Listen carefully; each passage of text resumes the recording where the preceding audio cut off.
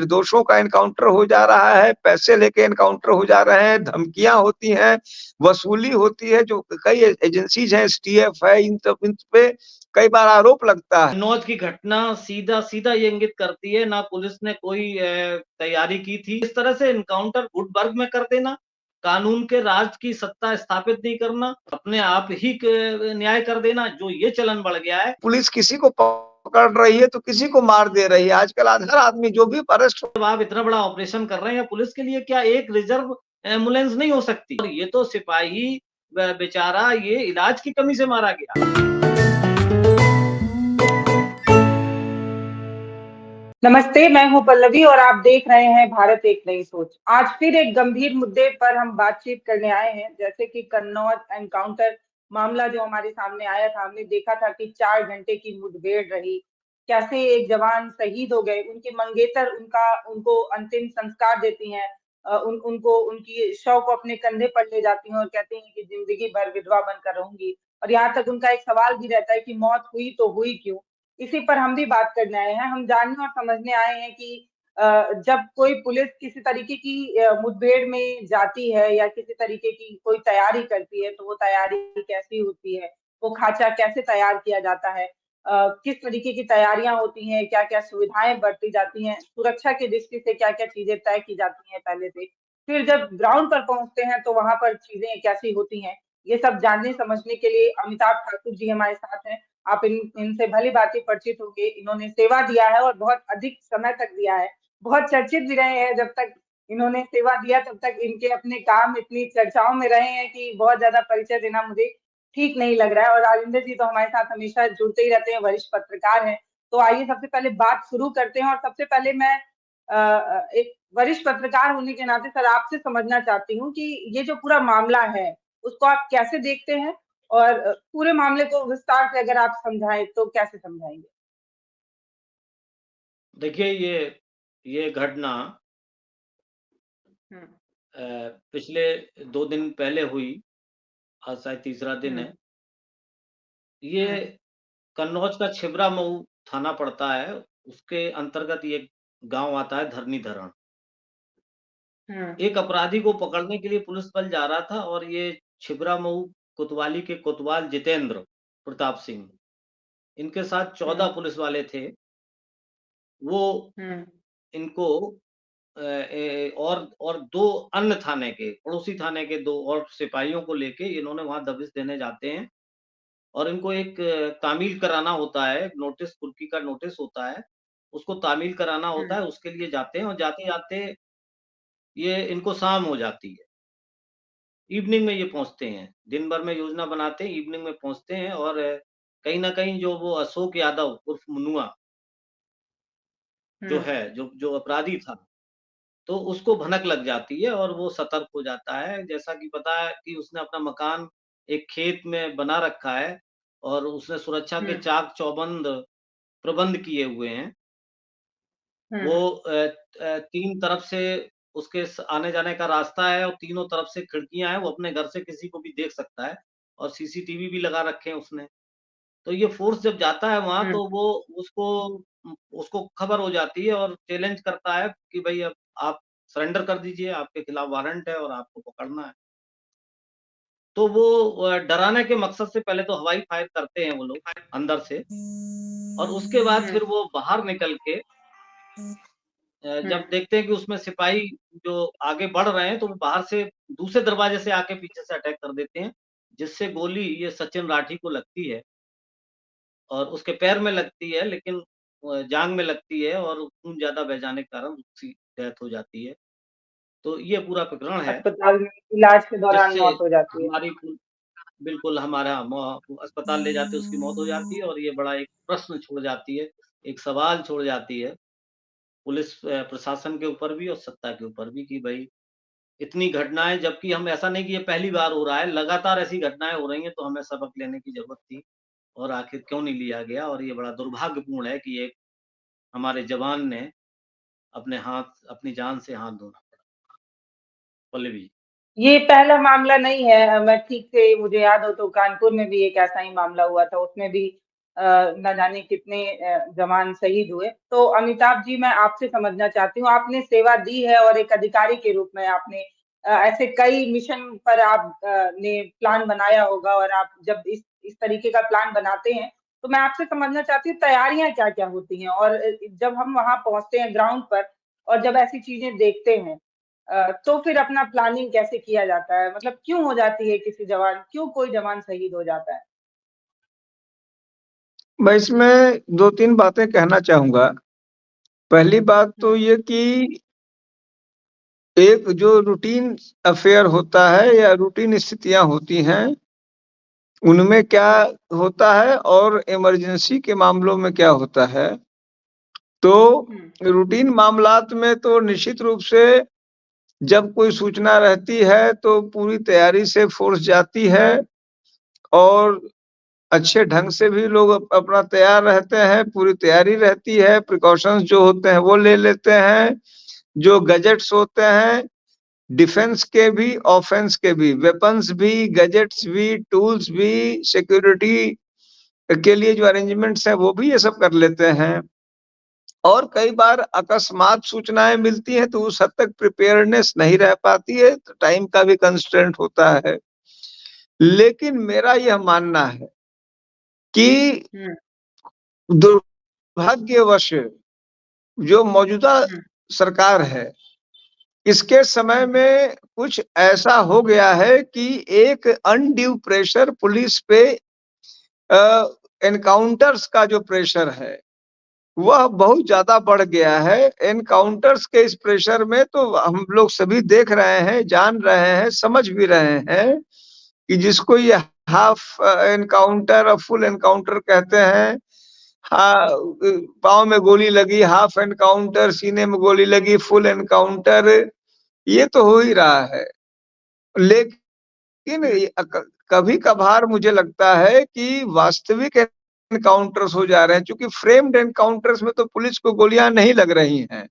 जब किसी को आपने हुँ, पहले ही पकड़ लिया और आपने तैयारी कर ली और जैसे कहते हैं जैसे कि बकरा तैयार है उस तरह से रखे रहे और जाके आपने गोली यहाँ-वहाँ मारा, जो भी किया, उनमें तो पुलिस को चोटें हुँ, नहीं लग रही, उसमें तो समझ लीजिए कि तमाम मामलों में ये कष्ट का विषय है, लेकिन खुद से हाथ में हल्का-सा खरोंच बना दिया और डॉक्टर से जो मेडिकल लिखवा लिया कि 3 सिपाही घायल वगैरह वो हो जा रहा है। लेकिन जो वास्तविक एनकाउंटर्स हो जा रहे हैं, कभी जैसे बिकरू कांड का ज़िक्र हुआ या आज का हुआ, उसमें प्रिपेयर्डनेस नहीं रह पा रहा है। मुझे लगता हुँ। है तो क्या कि पुलिस पहले फर्जी से एनकाउ पुलिस विभाग जो है, सर मैं एक बात समझना चाहती हूँ कि क्या पुलिस विभाग को खतरे का अंदाज़ा नहीं होता? वो ये ऐसे ही किसी भी दबिश करने के इरादे से पहुँचती है और पहले से कोई तैयारी नहीं, कोई खाँचा नहीं तैयार करती। सर मेरा ही तैया मैं एनसीसी की हुई हूँ, तो हमें ये चीज़ें बताई जाती हैं किसी भी मिशन पे जाने से पहले कैसे हम एक मैप रीडिंग करते हैं प्रॉपर, हम कौन-कौन से मैप को एक पहली बार अच्छे से समझते हैं, कंपास ले जाते हैं कि ज़रूरत पड़ेगी तो उसकी ज़रूरत पड़ेगी। तो हम एक छोटे से मिशन में जा रहे हैं, तो हम इतनी तैयारी कर रहे हैं। पुलिस जब दबिश देने जाती है तो किस तरीके की तैयारियाँ करती है? क्या लापरवाही बरती जाती है? या मैं ये समझना चाहती हूँ कि वो तैयारी नहीं करती है क्या प्रॉपर? देखिए, इसमें मेरा जो अपना अनुभव रहा है, उसमें चूँकि उत्तर प्रदेश में विशेष करके, उसमें भी मैं 2 हिस्सों में मैं बताने की या अपने स्तर से जो भी समझ है मेरी उससे अवगत कराने की कोशिश करूँगा। एक तो मौजूदा हुँ, गवर्नमेंट के समय की स्थितियाँ क्या रही है, पूर्व में क्या रही, एक अंतर ये लेकिन in general Uttar Pradesh police में चूँकि मुझे हुँ, लगता है कि 2-3 ऐसे बहुत ही गंभीर हालात छोड़ दिए जाएँ। जैसे यहाँ पर जो पीलीभीत और जो आपको सिख टेररिज्म का एक समय पनपा था अर्ली 90 लेट 80s और अर्ली 90s में, वो एक जेन्युइन थ्रेट था, जेन्युइन थ्रेट जिसमें कभी भी किसी को गोली मार देने का खतरा रहा, लेकिन हुँ, वह बहुत जल्दी दब गया यहाँ पर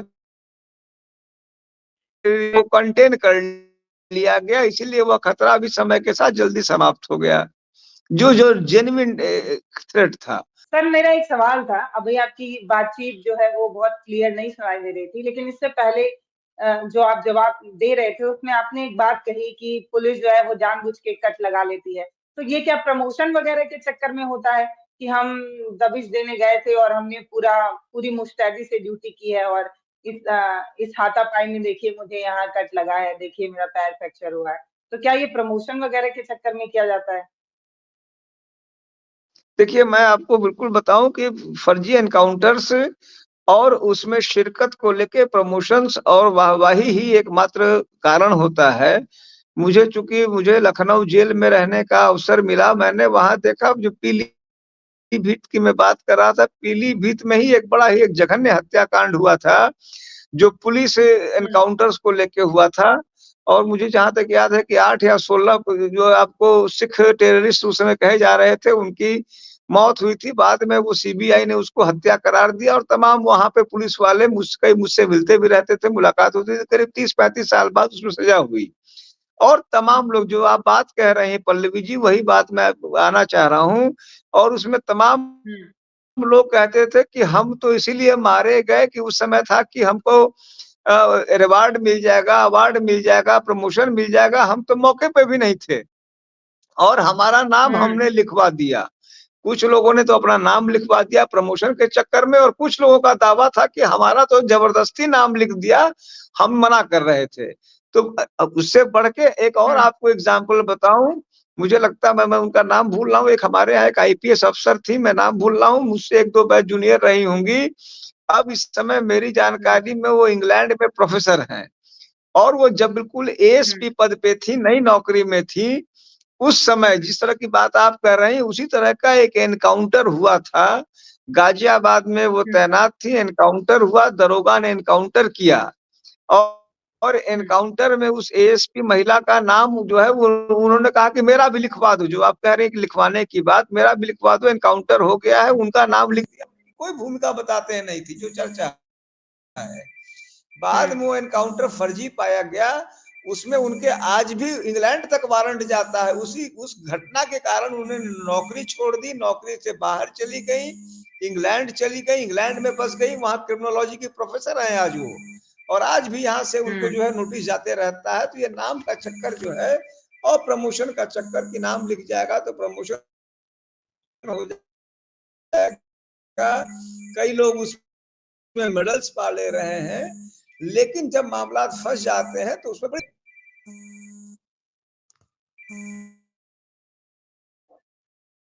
अमिताभ ठाकुर जी बहुत गंभीर बात बता रहे हैं। आईपीएस रहे हैं, बहुत बहुत समय तक उन्होंने सेवा दी।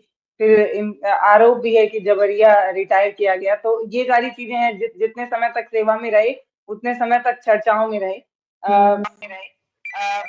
मैं राजेंद्र जी आपसे समझना चाहती हूँ, मुझे एक चीज समझाइए कि ये जो सारे एनकाउंटर्स वगैरह होते हैं या ये जो घटनाएं हम ऐसी देखते हैं एनकाउंटर वाली, इसमें क्या सरकार का कोई दबाव होता है या पुलिस जो है वो ये दिखाने की कोशिश करती है कि हम जो है भैया बहुत अच्छे से काम कर रहे हैं, हम जो है वो जो भी ऐसे दुष्प्रवृत्ति के लोग हैं उन पर हमारा जो है वो कानून का डंडा बहुत तेजी से चलता है।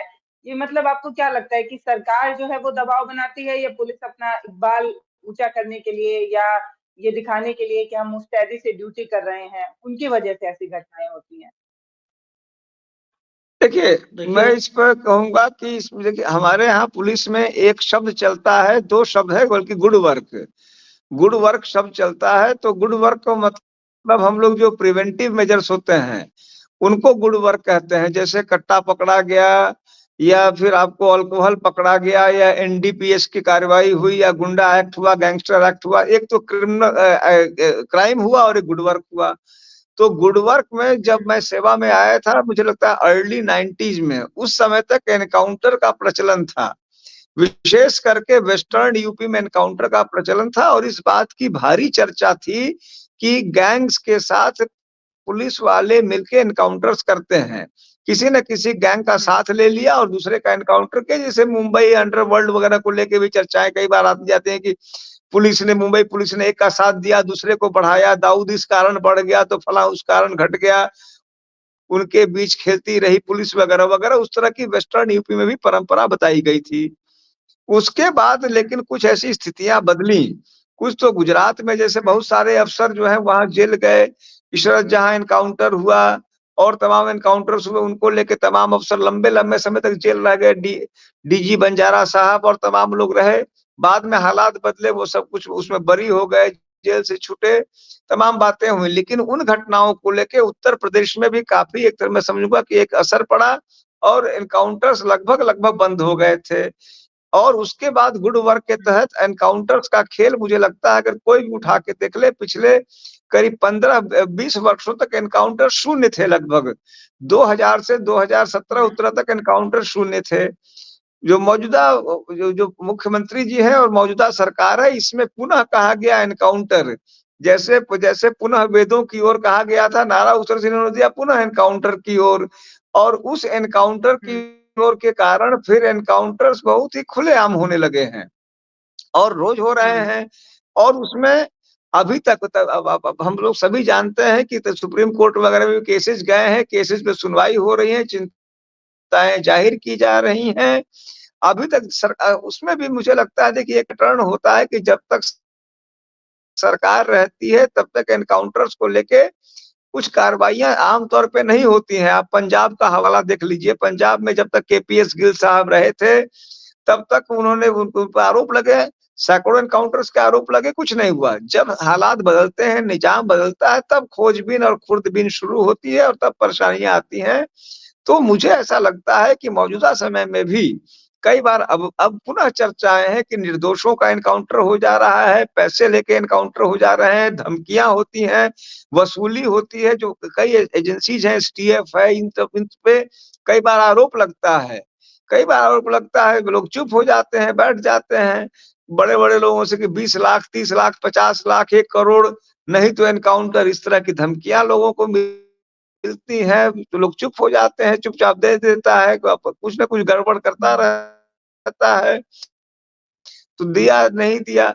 इस तरह की चीज़ों की चर्चाएँ इस समय बहुत है और उन तरह कभी पाँव में, कभी इस तरह की तो बातें हैं। लेकिन वह प्रमाणित अभी वर्तमान में नहीं हो पा रही हैं, शिकायतें हो रही हैं, कभी-कभी मुकदमे हो रहे हैं। झांसी में मैं जान रहा हूँ, एक मिस्टर यादव थे, उनका एनकाउंटर हुआ, उनकी पत्नी ने परसों किया। करीब 1.5 साल बाद हाई कोर्ट के आदेश से एफआईआर दर्ज हुआ। कुछ दिन पहले मैं देख रहा था, शायद कन्नौज या कहाँ के एसपी और लोगों पे एनकाउंटर में एफआईआर दर्ज हुआ। तो एनकाउंटर है कि अकस्मात हो एनकाउंटर, चांस घटना, हम जा रहे हैं, आप जा रहे हैं, भाई हम लोग भिड़ंत हो गई और अचानक गोलियां चली।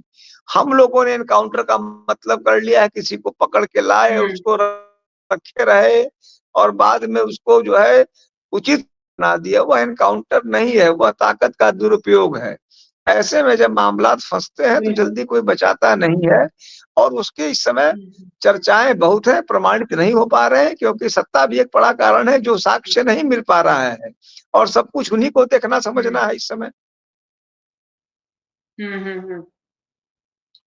देखिए, जैसे इस घटना के बारे में मैं जो अभी पल्लवी जी ने सवाल किया था, उसमें मैं ये जी। कहना चाहूँगा कि ये पूरी जो घटना हुई, इसमें इसके इसके बारे में 2 चीज़ें मैं कहना चाहूँगा। जैसे कि अभी अमिताभ जी ने कहा कि जब हम कोई दबिश के लिए जाते हैं, तो हम पूरी तैयारी के साथ जाते हैं, जिसमें ऑफ़ेंसिव और डिफेंसिव दोनों तरह की तैयारियाँ रहती हैं। लेकिन अब मुझे ये लगता है कि इतनी घटनाएँ, बिक्रू कांड हुआ, उसके बाद भी कुछ दिनों तो हो हल्ला रहा, इसके बाद फिर या पुलिस फ़ोर्स ये भूल गया कि हम कितने ऑफ़ेंसिव रहेंगे और कितने डिफेंसिव रहेंगे, सारी दोनों चीज़ें उन्होंने ताक पे रख दी। कन्नौज की घटना सीधा-सीधा ये इंगित करती है, ना पुलिस ने कोई तैयारी की थी, क्योंकि 14 लोगों की एक टीम बनाई और चल पड़े। ना बॉडी प्रोटेक्टर थे, ना हेलमेट पहना था, है ना? कोई डिफेंस, कैसे कोई बिल्कुल। स्थिति आ जाएगी, सर तो है ना? तो मैं तो हम ग्राउंड मैं तो रिपोर्ट सर हमने ग्राउंड रिपोर्ट बनाई थी, हम उनके गाँव गए हुए थे। हमने ग्राउंड रिपोर्ट बनाई, हमने जब गाँव के लोगों से जब बातचीत की, तो वो लोग जब उस रात की कहानी बताते हैं, वो कहानी मीडिया रिपोर्ट से बिल्कुल अलग नज़र आती है। वो बताते हैं कि कैसे मतलब एक पक्ष तो ये भी था कि हर परिवार अपने आप को प्रोटेक्ट करने की कोशिश कर रहा था। आस-पड़ोस के लोगों ने एक अलग कहानी बताई, हमने रिपोर्ट बनाई है उसपे। हम विकास दुबे के गाँव हम लोग जी, गए हुए थे। तो वही मैं कह रहा हूँ कि देखिए, वहाँ पे जब ये इस गाँव में भी गए हैं, तो उन्होंने फोर्स लिया, 12-13 लोगों को इकट्ठा किया। जब कोई इस तरह की, अच्छा देखिए, जब ये आपको पता है कोई अपराधी होता है, तो उसकी जैसे ये अपराधी था, गैंगस्टर में तामील था, तो इतने बड़े अपराधी पे दबिश देने के लिए आपको पहले रेकी करनी पड़ती है। आपके जासूस आपके पास भी होते हैं, वो बताते हैं कि इसके पास क्या व्यवस्था है, किस समय जाएँ, किस समय ये मिलता है, किस समय नहीं मिलता है। ये सारी चीज़ें उस तैयारी में होती हैं कि रेकी करती है पुलिस और फिर अपना एस्टीमेट करके उसी हिसाब से वो पोस्ट ले जाती है, वो नहीं किया गया। अब अगर कोई घटना हो जाती है तो डिफेंस डिफेंस का क्या है? अब कौन-सी ट्रेनिंग जानती है, ये अमिताभ जी बताएँगे कि क्या ट्रेनिंग आप किसी को जाते हैं तो सीधे सामने से जाके चैलेंज कर देते हैं। कहीं भी रेकी की जाती तो मैं जहाँ तक समझता हूँ, ये ट्रेनिंग दी जाती है कि आप दीवाल के सहारे-सहारे जाइए, किनारे से जाइए, उसको धता बताते हुए जाइए। तो ये सारी चीज़ें बिल्कुल वो क्या होता है एक हनक में जाते हैं कि हम तो इसको कैप्चर कर लेंगे। अच्छा अब इसका दूसरा पहलू, ये तो ये हो गया कि ना हमारे पास डिफेंस है, ना ऑफेंस है, कुछ नहीं हमने हमें ये करना है। अब ये क्यों करना है? ये इसलिए करना है कि हमको दिखाना है, गुड वर्क दिखाना है कि हम ये देखिए हमको आदेश मिला है या हमको नंबर बढ़ाने हैं, हमको गुड वर्क करना है, हमने इनको इनको पकड़ा। हालाँकि ये तो तामील था, कोर्ट का था, तामीली करानी थी। लेकिन तामीली के साथ-साथ वो अटैकिंग क्यों हो गया? इसके पीछे वही कारण जो अमिताभ जी ने कहा कि जो अब चलन बढ़ गया एनकाउंटर का। देखिए, होता ये है कि कोई भी सत्ता होती है तो पुलिस का इकबाल नहीं होता है, इकबाल सत्ता का होता है। पुलिस तो एक टूल होती है जो आगे बढ़ के काम करती है। पुलिस का कोई इकबाल नहीं होता, इकबाल सत्ता का होता है और जब हम कानून के राज की कल्पना नहीं करते हैं, हम जब करते हैं कि हम तो ऐसे ही करेंगे और पुलिस को ऐसे ही इस्तेमाल करेंगे, तो जो कानून का राज जिसका भय होता है, उसका भय समाज को भी होता है, अपराधी को भी होता है। तो अपराधी में 2 तरह का मैसेज दिया है, एक तो उसको पता है कानून का राज नहीं है, दूसरा उसको पता है कि हम पकड़े जाएँगे तो गुड वर्क में हमारा एनकाउंटर हो जाएगा। तो जब उसको ये होता है तो वो मरने-मारने को उतारू हो जाता है। तो दोनों चीज़ें खत्म हो जाती हैं। तो इससे क्या होता है हमें लगता तो है कि हम बहुत अच्छा गुड वर्क कर रहे हैं तो न तो सत्ता का इकबाल कायम रहता है और न पुलिस वाले इतने कारगुज़ारी करने में सक्षम हो पाते हैं सारी चीज़ें होते हुए। तो ये दोनों तरह की मिली-जुली जो अमिताभ जी ने कहा जो काउंटर का चलन कर गया है, ये भी एक बड़ी जो परंपरा बन गई है। पहले अब जैसे एनकाउंटर होते थे, इन्होंने कहा एनकाउंटर होते थे, तो एनकाउंटर कभी-कभी ज़रूर मैं ये नहीं मानता एनकाउंटर नहीं होने चाहिए, 20 साल से बंद है लेकिन कभी एक आतंक था, कभी चंबल में आतंक था, तो दुर्दांत अपराधी होता था तो प्लान करके एनकाउंटर होता था कि भाई इतना फ़ोर्स चाहिए, यहाँ पे छुपा होगा तो हम इधर से जाएँगे, उधर से जाएँगे और वो एनकाउंटर होता था तो उसको पकड़ के मारा जाता था क्योंकि वो पकड़ में नहीं आता था। पहले पहले पहले एक टोली भेजी जाती है ये जानने के लिए कि वो कहाँ पे रुकते हैं। इसका कहाँ हम पे लोग के है यहाँ तो उसको स्काउट शब्द का इस्तेमाल किया जाता था। एक स्काउट भेजी जाती बिल्कुल थी, उनका और लोकेशन पता उस करने काउंट के लिए। उस हाँ, वो उस काउंटर को समाज में उसको समाज स्वीकार भी करता है, मानता है ये दौरान था, अब ये अगर एनकाउंटर नहीं होता। लेकिन इस तरह से एनकाउंटर गुट वर्ग में कर देना, कानून के राज की सत्ता स्थापित नहीं करना, अपने आप ही क न्याय कर देना, जो ये चलन बढ़ गया है, ये भी एक वजह है कि वो अपराधी अपनी जान पे खेल जाता है। उसे पता है या तो हमारी हाफ काउंटर हो जाएगा या फुल काउंटर हो जाएगा और सत्ता की मंशा क्या है, पुलिस क्या करेगी। तो ये एक तरह से मेरे ख्याल से कानून के राज की स्थापना के विपरीत है और जो ये कारणें इस तरह की घटनाएँ होती हैं, उसमें हमारे पुलिस के जवानों को जान पे खेलना पड़ता है। सत्ता तो आती-जाती रहती है, मेरा यही मानना है, मेरा ये कहना है। अमिताभ अमिताभ सर अभी एक बात बता रहे थे तो मुझे एक किस्सा हैदराबाद वाला याद आया। जैसे सर आप बता रहे थे कि एनकाउंटर वो हुआ कि राह चलते मुठभेड़ हुई। लेकिन जो हैदराबाद की जो डॉक्टर केस प्रियंका की क्या नाम था उनका? प्रियंका नाम था, मैं एकदम ठीक से हूँ। उनके साथ जब रेप होता है तो रेप के जो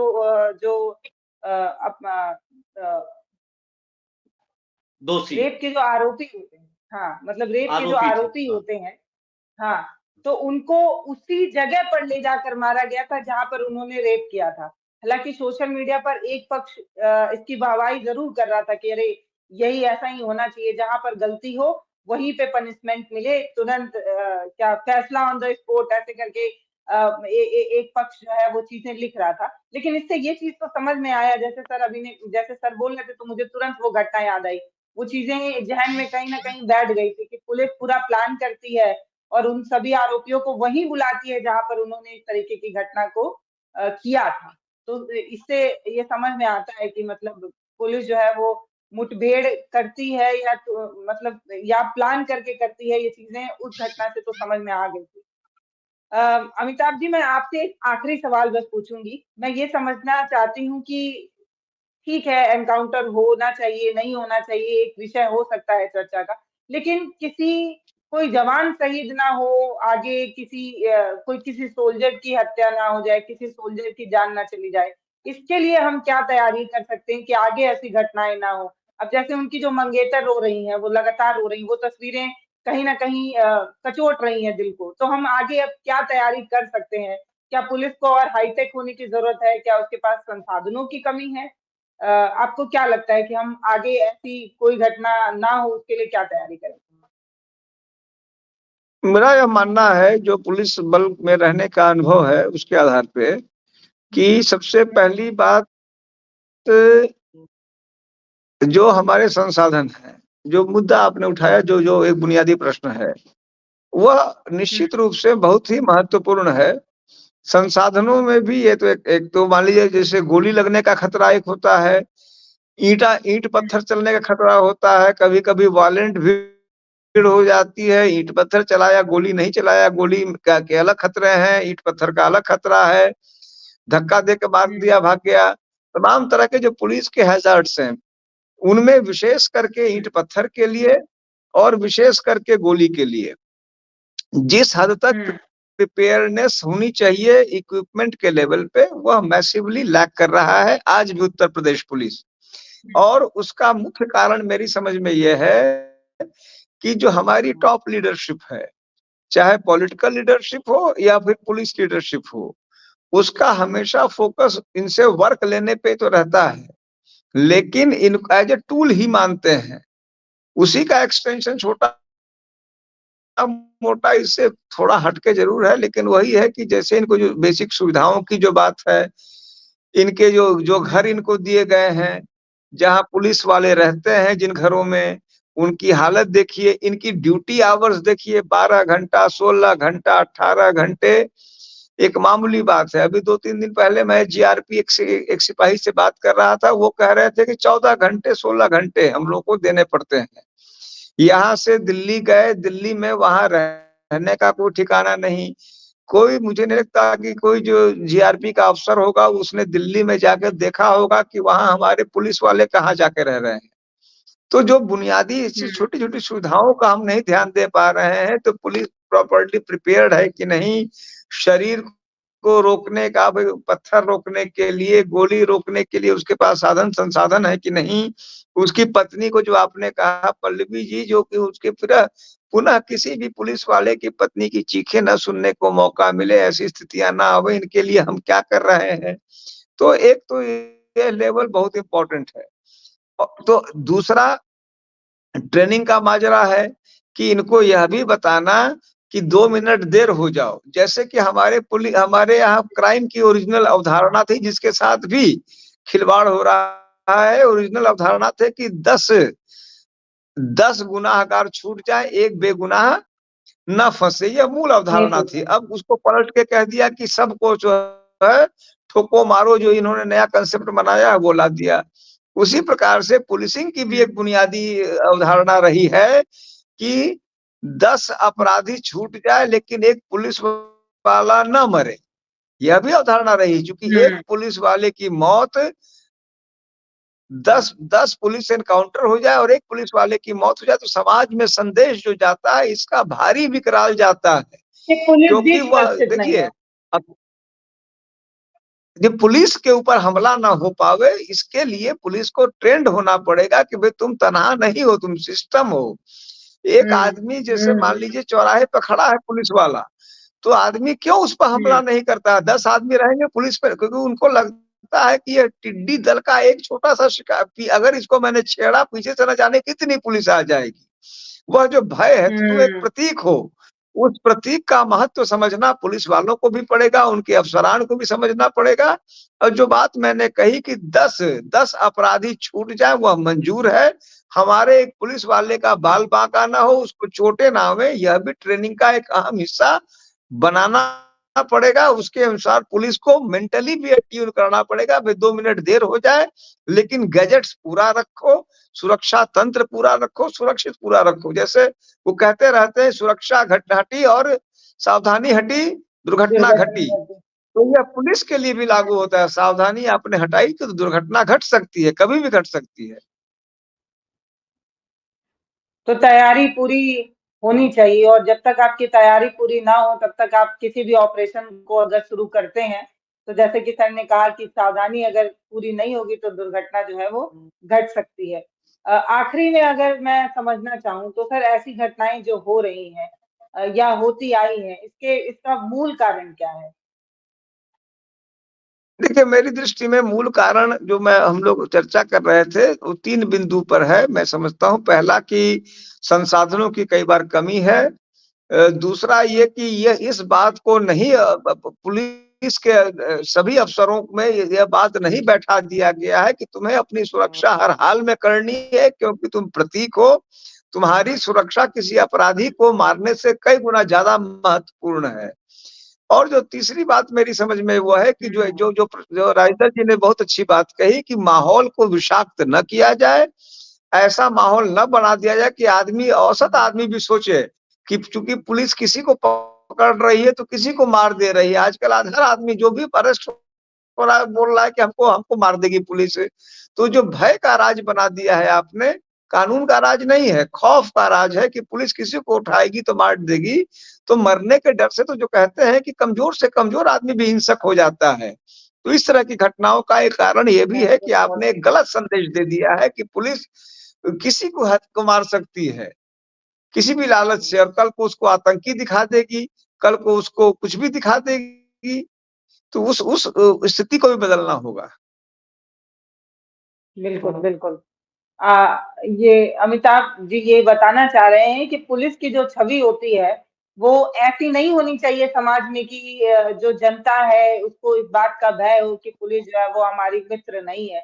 पुलिस की छवि बिल्कुल एक ऐसे मित्र की तरह होनी चाहिए कि हमें जब भी किसी तरीके की कोई परेशानी, जब भी हम अपने आप को असुरक्षित महसूस करें, तो सबसे पहला दरवाजा हम जो खटखटाएँ वो पुलिस का हो। पुलिस की ऐसी छवि समाज में होनी चाहिए। पुलिस को इतना अच्छा व्यवहार जनता के साथ करना चाहिए कि जनता सबसे पहला विश्वास जो है वो पुलिस पर ही करे। तो आखिरी में राजीव जी, अगर मैं आपसे समझना चाहूँ तो आप क्या कहना चाहेंगे? आखिरी स्टेटमेंट आपका क्या होगा इस मुद्दे पे? देखिए, ये पूरे घटनाक्रम में फिर वही बात सामने आ रही, जैसे अमिताभ जी ने कहा कि 10 हुँ, अपराधी छूट जाएँ लेकिन एक पुलिस वाले को कोई खरोंच नहीं आए। ये बहुत महत्वपूर्ण नहीं बात आनी है, चाहिए। और इससे क्या है, इससे फिर पुलिस की होती है कि हम इंस्टीट्यूशन हैं, हम एक संस्था हैं और हमको कोई उँगली नहीं लगा सकता, और हमारे पे गोली चलाना तो बहुत बड़ी चीज़ है ना? तो एक तो ये है कि अब और इसको पुलिस को पुलिस बल को इसको ध्यान में रखना पड़ेगा, इनके उच्चाधिकारियों को ध्यान में रखना पड़ेगा कि हम कैसे ट्रेनिंग दें उनको, क्या माहौल बनाएँ। और अब उसी में ये देखिए, हुँ, दूसरा अभी इन्होंने कहा, अब दूसरी बात की भई देरी हो जाए। अगर शाम को 6 बज रहे थे तो आप नेक्स्ट डे कर देते उसको, क्या ज़रूरी था? आप लौट आते। भई आप जान रहे हैं वो गैंगस्टर में तामील है, वो 8-10 साल का गैंगस्टर है, उसकी ताकत को आप जान रहे हैं, तो आप अगले दिन सवेरे से हुँ, ऑपरेशन फिर शुरू कर सकते थे दिन में। रात होते गाँव में इतनी भी अंधेरा जल्दी नहीं होते आती। अपराधी की ताकत बढ़ जाती है, तो आपने समय आनन-फानन में कर दिया। बिकरू कांड जैसा आप रात में चले जा रहे हैं, शाम को 6 बजते चले जा रहे हैं।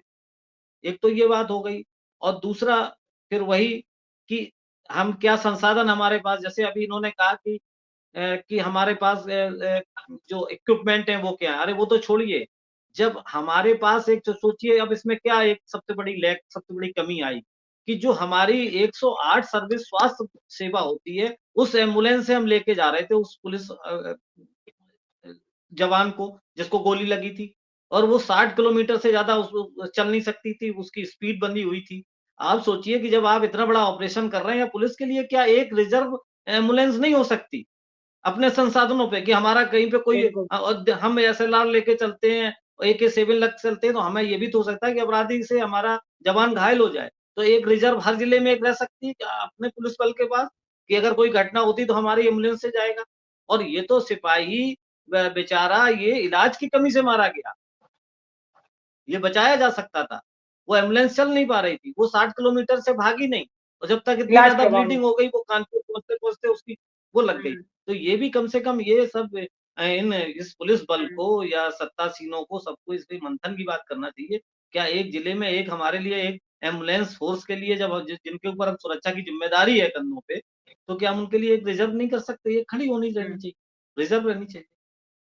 तो बिल्कुल, ये सारी बिल्कुल। चीज़ें हैं, तो यही सारी चीज़ें निकल के आ रही हैं कि भई देखिए हमको एक तो इकबाल बने, दूसरा हमारे ऊपर खरोंच का भी दाग ना लगे और हमारी सुरक्षा के हुँ, व्यापक प्रबंध हों कि हम अपनी सुरक्षा अगर हमारे साथ दुर्घटना हो भी जाती है, तो हम किसी पे डिपेंड नहीं रहें, स्वास्थ्य सेवा 108 एम्बुलेंस बुलाएँ, फिर वो आ रही घिसटते-घिसटते फिर जा रहा है। तो ये सब चीज़ें बड़ी मतलब इस दौर में जब हम कहाँ पहुँच रहे हैं, मतलब बड़ी-बड़ी बातें कर रहे हैं, कई ट्रिलियन की अर्थव्यवस्था बन रही है, सब कुछ बदल रहा है, तो इस समय इसकी बहुत ज़रूरत है। मैं यही समझता हूँ कि ये बहुत ज़रूरी है कि इस पे इस तरह की घटनाएँ ना हों, ये बड़ी दुर्भाग्यपूर्ण स्थिति है।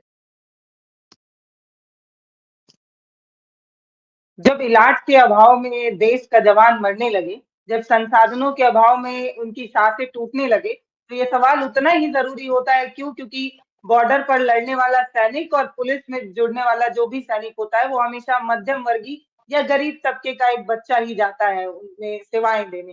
तो हम ये सवाल ज़रूर पूछ सकते हैं कि हमारे बच्चों की सुविधाओं के लिए सरकारें क्या कर रही हैं? क्यों उनके लिए मूलभूत सुविधाएँ नहीं है, अगर मान लीजिए उनके पास वो जैकेट नहीं है, बुलेट प्रूफ जैकेट नहीं है, तो उस पर भी सवाल ज़रूरी है। उस पर भी सवाल ज़रूरी है कि जैसे सर ने बहुत अच्छा मुद्दा उठाया कि एक एम्बुलेंस उनके पास जब भी वो कोई ऐसा ऑपरेशन करने जाएँ, तो उनके साथ एक एम्बुलेंस भी होनी चाहिए और भी जो मूलभूत सुविधाएँ हैं, वो उन तक पहुँचनी चाहिए। क्योंकि अगर एक भी जवान अगर ऑपरेशन के दौरान शहीद हो जाता है, तो वो देश का सबसे बड़ा मुद्दा बनना चाहिए। इसलिए बनना चाहिए क्योंकि ये हमारे सुरक्षा हमें देने वाले वो जवान हैं, जब हम कभी परेशानी में होंगे तो ये अ, हम पर गोली आने से पहले अपने सीने पर गोली खाने के तैयार रहने वाले वो जवान हैं और उनकी सुरक्षा में अगर सरकारें चूक कर रही हैं, तो सबसे ज़रूरी ये है कि जो बुद्धिजीवी वर्ग है, वो इस पर सवाल ज़रूर खड़ा करें, है ना सर? वो हम जब होली खेलते हैं, तो वो खून की होली खेलने वाले जवान हैं और हम उनकी सुविधाओं के लिए सवाल तो ज़रूर ही उठाएँगे। हमने अपने हिस्से का सवाल ज़रूर जी। उठाया और मैं ये चाहती हूँ कि आप इस मुद्दे को उतनी ही गंभीरता से लीजिए और ये बात समझिए कि जब एक बच्चा या एक लड़का जब बॉर्डर पर खड़ा होता है तो उसके अंदर देशभक्ति का कितना जुनून होता है। उसका परिवार सुरक्षित रहे, इसकी ज़िम्मेदारी हमें और आपको लेनी चाहिए। वो वहाँ पर सुरक्षित रहे, इसकी ज़िम्मेदारी हमें और आपको लेनी चाहिए। इसीलिए इस मुद्दे पर आज हमने बातचीत की। ये बातचीत आपको कैसी लगी कमेंट सेक्शन में हमें लिखकर ज़रूर बताइएगा। अमिताभ जी आपका बहुत-बहुत धन्यवाद कीमती समय देने के लिए। राजन जी आपका भी बहुत-बहुत धन्यवाद। बातचीत कैसी लगी ये ज़रूर लिख के बताइएगा। धन्यवाद।